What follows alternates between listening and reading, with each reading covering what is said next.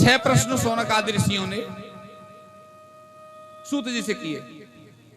प्रथम प्रश्न में सूत जी से कहा किम श्रेयम सारम किम श्रेय शास्त्र, अर्थात इसका श्रेय क्या है, अर्थात मनुष्य के कल्याण का कारण क्या है, मनुष्य का कल्याण कैसे हो सकता है। पहला प्रश्न किम श्रेय शास्त्र सारः कह स्वार्तार प्रयोजनम किम कर्म केवताराश्च धर्मः कह शरणम गतः। पहले प्रश्न में पूछा मनुष्य मात्र के कारण, जो कल्याण का कारण है वो क्या है, इसका कल्याण कैसे हो। दूसरे में पूछा सब शास्त्रों में मनुष्य को करने के लिए अनेक कर्मों का निरूपण हुआ है, ऐसा करो वैसा करो ऐसा करो, इतना कैसे कर सकता है कोई जीव। सब शास्त्रों के आधार पर जीव नहीं चल सकता। यदि ऐसे करके विधान बना दिया तो इतनी पूजाएं हैं दिन की, रोटी खाने का फुर्सत नहीं मिले, क्या करे। सब जीव करे तो करे क्या, मनुष्य करे तो करे क्या, क्या करना चाहिए और क्या नहीं करना चाहिए। शास्त्रों में जो लिखा है उनमें से क्या करने क्या न करने। अर्थात तीसरे प्रश्न में कहा भगवान देवकी और वसुदेव के यहां क्या करने की इच्छा से अवतीर्ण हुए। चौथे प्रश्न में पूछा है भगवान के जिन चरित्रों का गान बड़े बड़े संत महात्मा साधु देव देवादि करते हैं, उन सत चरित्रों का वर्णन करके भी हमको आप सुनाइए। ऐसा शौनक आदि ऋषियों ने सूत जी से पूछा है। ऐसे उदार चरित्रों का, भगवान के जो उदार चरित्र हैं, उदार चरिता नाम, भगवान तो उदार चरित्र ही हैं, भगवान के सब उदार चरित्रों का वर्णन हमसे कीजिए। पांचवें प्रश्न में कहा भगवान श्री हरि ने कितने अवतार लिए हैं। छठा प्रश्न है जब भगवान अपने धाम को चले गए तो धर्म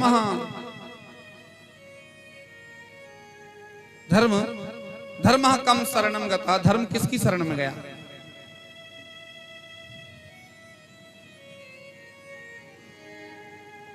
धर्म किसकी शरण में जाएगा। श्रीमद् भागवत में ही धर्म, भगवान के इस वांगमयी प्रतिमूर्ति में धर्म भागवत में निष्ठ हो गया।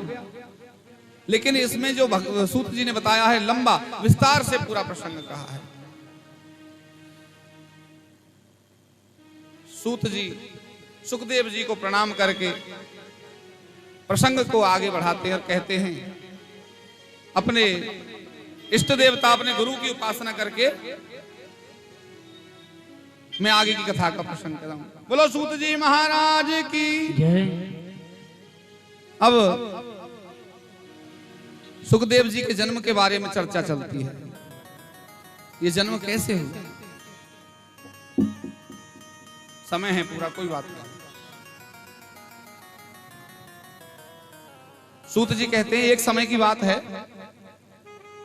मां पार्वती और भगवान भोले शंकर कैलाश पर विराजमान। मां पार्वती की इच्छा हुई, प्रभु आपने अमर कथा सुनाई है, सबको सुनी भी है आपने और सुनाई भी होगी, मैं इस अमर कथा का पान करना चाहती हूं। अच्छा देवी, ये तो बड़े प्रयत्न से प्राप्त होती है। आपको भी मैंने बताया किन किन प्रयत्नों से प्राप्त होती है। निर्मत्सराणाम सताम, मत्सर रहित लोगों को। तो बोले मुझ में कौन सा मत्सर है। पार्वती जी ने कहा, बोले आप में मत्सर कोई नहीं है तो फिर मुझे कथा सुननी है, अमर कथा मुझसे सुनाओ। भगवान बोले तो पार्वती सावधान होकर के ध्यान दो, पहले इस कैलाश पर कोई जीव ना रह जाए जो इस कथा को पात्र ना होते हुए पान कर ले। अच्छा, पार्वती जी ने योग माया से सब जीवों को कैलाश से अलग कर दिया और भगवान ने कथा श्रवण करानी चालू करी। श्रीमद् भागवत कथा जो है, ये अमर कथा, ये आरंभ कर दी भगवान ने। देखो कितना नियम है इसका। भगवान ने कह दिया था कि निर्मत्सराणाम सताम, मत्सर वाले जीव इस पर्वत पर रह ना जाएं, केवल जो तुम पात्र हो इसकी तुम ही सुनो। और कलयुग में कितनी छूट हो गई है, ये न के न प्रकार जिस प्रकार से हो आ जाओ, सुनो, मत्सर रहित होकर के आ जाओ, बस बाहर पांडाल के बाहर मत्सर छोड़ दो, ईर्षा छोड़ दो, पतु परोत कर सानस सहनम, ऐसे बनकर ना आओ। तो कलयुग में सबको प्राप्त हो जा रही है ये अमर कथा। पहला स्कंद, दूसरा स्कंद, तीसरे स्कंद की कथा। पार्वती जी से कहा हुंकारा भरती रहना, पार्वती जी हाँ हाँ करती रही, भगवान सुनाते रहे इस अवतार की कथा, उस अवतार की कथा, समुद्र मंथन की कथा, वाराह भगवान का अवतार, मत्स्यावतार, कूर्मावतार, लक्ष्मी जी ऐसे प्रकट हुई, सब बताए। जैसे ही बद्ध मुक्ति वाला जो स्कंद 11 और 12 स्कंद आए, पार्वती जी को नींद आई गई। जहां मुक्ति का जो प्रकरण था, जहां अमर कथा का पूर्ण भाव, जहां फल श्रुति थी, जहां फल मिलना था, वहीं पार्वती जी सो गई। लेकिन अब पता क्या हो रहा है, जब से कथा स्टार्ट की अमर कथा भगवान ने, वहीं एक तोता, उसका अंडा तो जड़ रहता है ना, अंडे के भीतर चेतन है लेकिन बाहर से जड़ है, वो चल नहीं सकता। वो अंडा पेड़ की कांख में, खोकल में छुपा रहेगा। कथा के प्रभाव से, अमर कथा के प्रभाव से, फल श्रुति से वो अंडा जैसे बढ़ गया और फूट गया, और कब उसमें से सुख का बच्चा, तोते का बच्चा निकल के और पार्वती जी की बराबर में बैठा है, वो हूं कर रहा है। भगवान बार बार कहते हैं हाँ पार्वती, तो वो हूं कर देता है। अब जैसे ही 12 स्कंद, बद्ध मुक्ति का स्कंद पूरा हुआ और भगवान ने कहा श्री गोविंद भगवान की जय, अब पार्वती जगी। बोले भगवान आगे कहो, बोले आगे क्या कहें, हो तो गया, हो गया 10 स्कंद, दसम में भी 12 भी हो गया, तुम कहां थी? बोले मैं तो जपनी लग गई थी, नींद आ गई मेरे को। तो बोले कल्याण, ये फिर हूं कौन कर रहा था? मैंने तो पूरी कथा कही है। देखा तो बगल में पार्वती जी के पास में तोते का बच्चा। भगवान ने, शंकर ने क्रोध किया और त्रिशूल लेकर दौड़े। कथा का पात्र ना होते हुए भी इस तोते ने कथा सुनी है, मैं इसके प्राण हर लूंगा। भगवान त्रिशूल लेके तोते के पीछे दौड़े और तोता आगे और भगवान पीछे। व्यास पत्नी बिटिका देवी अपने आश्रम में पति के साथ विराजमान है। देव योग से व्यास पत्नी को जवाई आ गई। अब तोता जवाई के साथ ही अपने मूल रूप से व्यास जी की पत्नी के गर्भ में समाधिष्ट हो गया।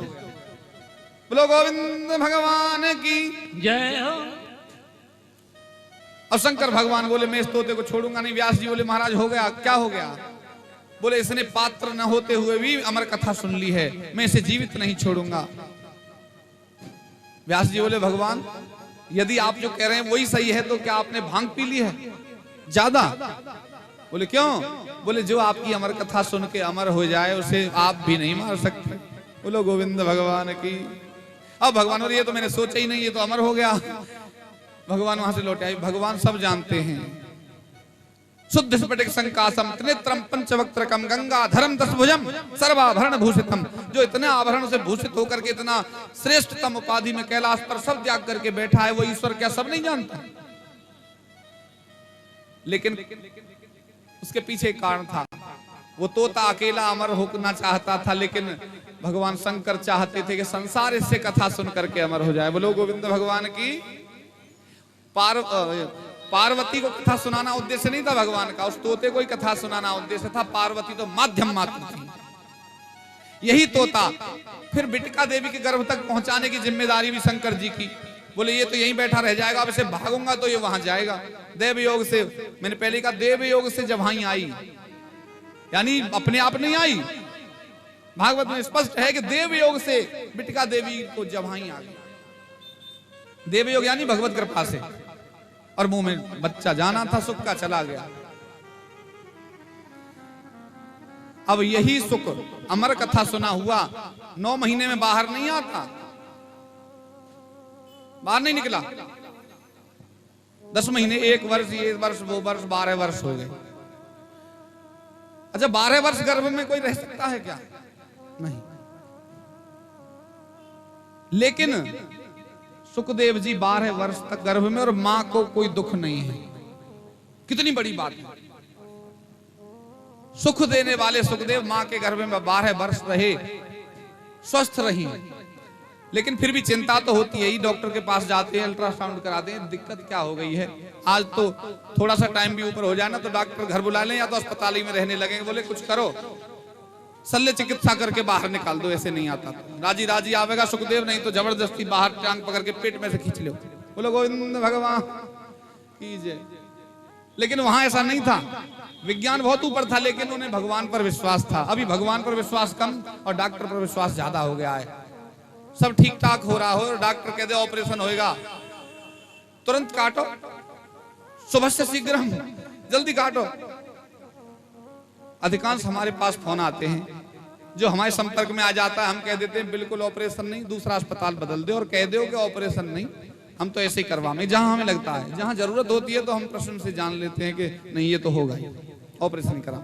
99% बिना बात के ऑपरेशन होते हैं। जो हमारे पास आ जाता है वो बचा, हम कह देते नहीं जाओ, विश्वास के साथ हमारी बात माने, सुरक्षित होगा, सुरक्षित हो जाता है। एक भी ऐसा अभी तक प्रकरण नहीं है कि जिसमें हमने ये कहा हो कि ये सुरक्षित होगा और वो सुरक्षित ना हुआ हो। ज्योतिष से ऐसा नहीं कि हम कोई ग्रहों की चाल से हम देख लेते हैं कि ऐसा होता है, हो जाता है। एक भी केस नहीं ऐसा हुआ कि कोई बच्चे को क्षति हुई हो या मां को क्षति हुई हो। लेकिन ये डॉक्टर, इन पर विश्वास हम कर जाते हैं, कारण कि हमारी निष्ठा ईश्वर के प्रति कम हो गई है। बोलो गोविंद भगवान की।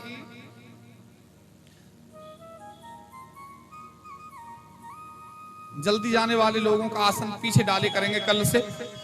बीच में से उठने पर थोड़ा सा मन इधर उधर हो जाता है, क्योंकि जब अभी तो हमारे तार सबसे जुड़े थे आपसे, फिर वो तार कुछ तोड़ तोड़ करके भागे।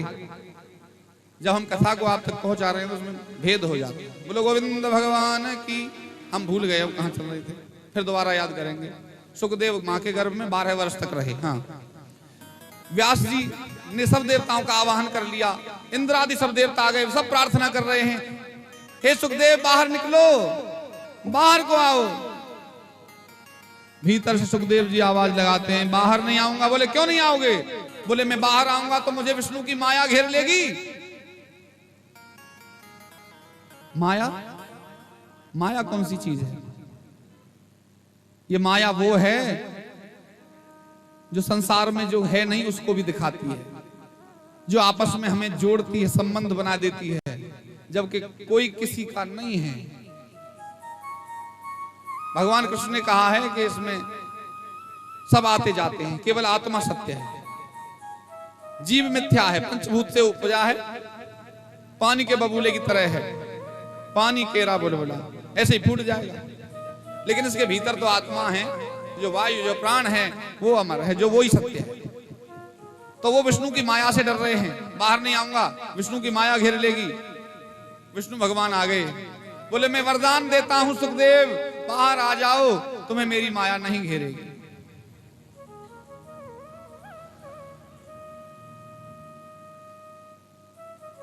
सुखदेव जी बाहर आ गए, सुखदेव जी का प्राकट्य हो गया। बोलो सुखदेव भगवान की। और सुखदेव जी बाहर आए तो वास्तव में माया ने नहीं घेरा। माया क्या है? ये स्त्री, ये पुरुष, ये पिता, ये पति, ये माता, ये माया ही के संबंध है, सब मायक है। इस मायक जगत में जो प्रकट हो गया वो मायामय हो गया, और जो भगवत भक्ति में चला गया फिर वो मायाहीन हो गया।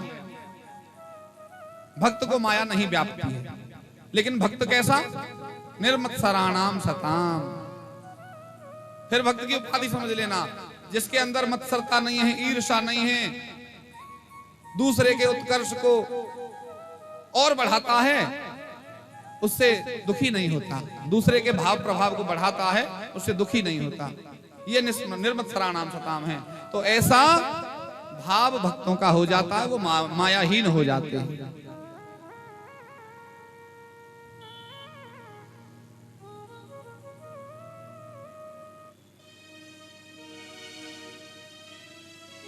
एक बार सुखदेव भगवान व्यास जी ने मन में बड़ी चिंता स्थापित कर ली, मन में व्याग्रता हो गई, मैंने इतने वेद पुराण लिख दिए, लेकिन मेरे मन को शांति क्यों नहीं है? महाभारत महाकाव्य रच दिया, अन्य और काव्य मैंने बनाए हैं, श्रीमद् भगवत गीता 700 श्लोक मैंने दूसरों की चिंता हरण के लिए, शांति के लिए लिख दिए। उसे पढ़कर लोग शांत हो गए और मैं लिख करके शांत नहीं हो पाया, मन को संतुष्टि नहीं है। कथा मैंने वहां, अभी आप पिछली कथा को वहां छोड़ा है कि सूत जी पैदा हो गए हैं और वन को चले गए हैं। ओ सुखदेव जी, निर्वस्त्र, स्त्री पुरुष का कोई भान नहीं, यज्ञोपवीत की छोड़ो, नामकरण तक नहीं हुआ, 12 वर्ष के पैदा हुए थे तो दौड़ लेंगे, होते ही दौड़ेगा ऐसा बालक? तो अभी तो 9 महीने का दौड़ने की कोशिश करता है, वो 12 वर्ष के थे तो क्यों नहीं दौड़ेंगे? बोलो गोविंद भगवान की। 12 वर्ष के सुखदेव जी वन चले गए। अब पीछे यहाँ चिंतित हैं व्यास जी महाराज। नारद जी इनके पास आते हैं। नारद जी कहते हैं, केयम दुखमयम, आपके मन में क्या दुख व्याप्त है? व्यास जी मैं सुनना चाहता हूं। व्यास जी ने यही बात बता दी, मेरे मन को शांति नहीं है, मुझे कुछ ऐसा करो कि मेरे मन को शांति हो। हे नारद, आपके पास कोई उपाय हो तो। अब नारद जी ने कहा कि तुमने जितनी कथाएं आज तक लिखी हैं उनमें भगवत प्रेम चरणानुराग की एक भी कथा नहीं है। सब इन्होंने उनको मारा, उन्होंने इनको मार दिया, और ये भगवान ने वहां उपदेश दी थी या तो महाभारत के युद्ध के बीच में, जहां दोनों तरफ बाण, तलवार, अग्न्यास्त्र, पक्ष पाशुपतास्त्र चल रहे हैं। बताओ कोई मन को शांति होगी? एक ऐसी प्रेममयी भगवान की कथा का रचना करो आप, जिससे आप भी शांत हो और उनको शीतल करे, आप हो शीतल हो। ऐसी वाणी को लिख करके स्थापित कर दो। मैंने भी, मेरे पिछले जन्म की कथा नारद जी कहते हैं, मैं पहले जन्म में दासी पुत्र था, मेरी मां दासी थी। चातुर्मास अर्थात बरसात वाले 4 महीने में संत कभी इधर उधर नहीं जाते, एक स्थान पर रुक करके पयोव्रत आदि करके, व्रत करके, अपना जप करके समय व्यतीत करते हैं, व्रत और जप करके। परीक्षित जी ध्यान इधर रखें सब, बोलो गोविंद भगवान की। तुम इतने कुछ ऐसा करो, थोड़ी देर बाद जो कुछ तुम कह सको, मैं थोड़ा विश्राम में रहूंगा। 20 दिन ज्ञान की बातें चल रही हैं, ज्ञान कांड का विषय है, सुना दो, इंतजाम रखो, धीरे रखो, अभी कुछ नहीं। अब यहां दासी पुत्र, मेरी मां दासी, चातुर्मास में कुछ ऋषि मेरे घर पर ठहरे, मैंने उनकी बहुत सेवा की। मैं 4 महीने संतों की संगति में रहा, मैंने उनकी इतनी सेवा की कि उन्हें भी मुझसे थोड़ा लगाव हो गया। तो उन्होंने मुझे एक मंत्र दिया कि इसका जप करो। ओम नमो भगवते तुभ्यं वासुदेवाय धीमहि प्रद्युम्नाय अनिरुद्धाय नमः संकर्षणाय च। ऐसा मंत्र दिया। नमो भगवते तुभ्यं वासुदेवाय धीमहि प्रद्युम्नाय अनिरुद्धाय, प्रद्युम्न, अनिरुद्ध और संकर्षण, भगवान कृष्ण के 4 रूप हुए। नमो भगवते तुभ्यं वासुदेवाय धीमहि, हे वासुदेव, भागवत वासुदेव, हमारा प्रणाम आपको, जिनके स्वरूप के क्या क्या हैं? प्रद्युम्न, अनिरुद्ध, प्रद्युम्नाय अनिरुद्धाय नमः संकर्षणाय च। संकर्षण यानी बलराम जी। संकर्षण कौन है? जो देवकी के गर्भ से संकर्षित, कर्षण, कर्षण माने खींचकर, संकर्षण यानी स्थापित, खींचकर स्थापित किए गए, इसे संकर्षण कहते हैं। तो बलराम जी इन 4 के रूप में भगवान जी की ऊर्जा, शक्ति, स्वरूप स्थापित हुए। ऐसा मंत्र दिया। 4 महीने व्यतीत हुए, मैं भी उन संतों के पीछे पीछे लग लिया, क्योंकि संत संगति हो जाए एक बार, ऐसा नशा है संत संगति का, फिर छूटता नहीं है। कथा में ही आपको ऐसे कुछ 4 से 10 लोग बैठे मिलेंगे जो दूर तक कथा होती हो भाग कर जाएंगे। समय उनके लिए कीमती नहीं है। भागवत धर्म कीमती है। धर्म और परम धर्म में अंतर जानते हैं। धर्म वो है जो परिवार में रह के परिवार का भरण पोषण कर रहे हैं और वहीं भगवान का नाम ले लेते हैं। और परम धर्म वो है कि भगवान की उपासना जहां मिल गई बस भगवान इसी से प्राप्त हो जाएंगे। इसको हमें सुनने जाना है, इसको हमें करना है, ये परम धर्म है। और धर्म को छोड़कर व्यक्ति परम धर्म की ओर जाता है और कल्याण हो जाता है। बोलो गोविंद भगवान की। तो मैं उनके पीछे चला। संतों ने देखा नारद ये पीछे आ रहा है बालक। मुझसे कहा तू पीछे क्यों आ रहा है? बोले मुझे आपके साथ चलना है। संतों ने कहा अभी तेरी माँ जीवित है, जब तक ये जीवित रहेगी, जब तक कर्तव्य से विमुख हो जाएगा हमारे साथ रहेगा, तो पहले ये पूरा कर्तव्य हो जाए, तेरी माँ इस संसार से विदा हो जाए, उसके बाद तू इस स्वरूप में आना।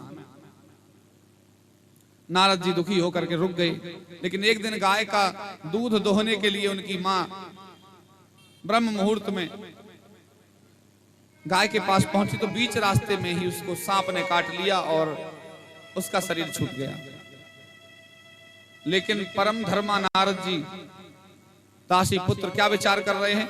भीतर से कतई दुख नहीं है, क्योंकि उन्होंने 4 महीने संत संग किया है और वहां उन्हें पता चल गया है कि नैनम छिन्दन्ति शस्त्राणि नैनम दहति पावकः न चैनम क्लेदयन्तापो न शोष्यति मारुतः।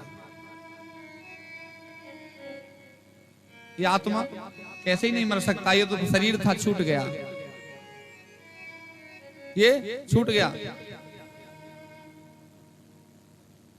ये तो कुर्ते की तरह है, आज यहां है, अभी बदल गया, अब दूसरे शरीर में जाके पहुंचेगी।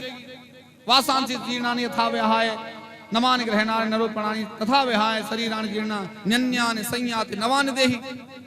अब ये कुर्ता पुराना हो गया, वासांसि जीर्णानि, ये वस्त्र पुराना होने पर यथा विहाय छोड़ना पड़ता है, तथा शरीराणि विहाय जीर्णा, जैसे वस्त्र को बदलते हैं ऐसे ही शरीर को भी पुराना होने पर बदलना पड़ता है।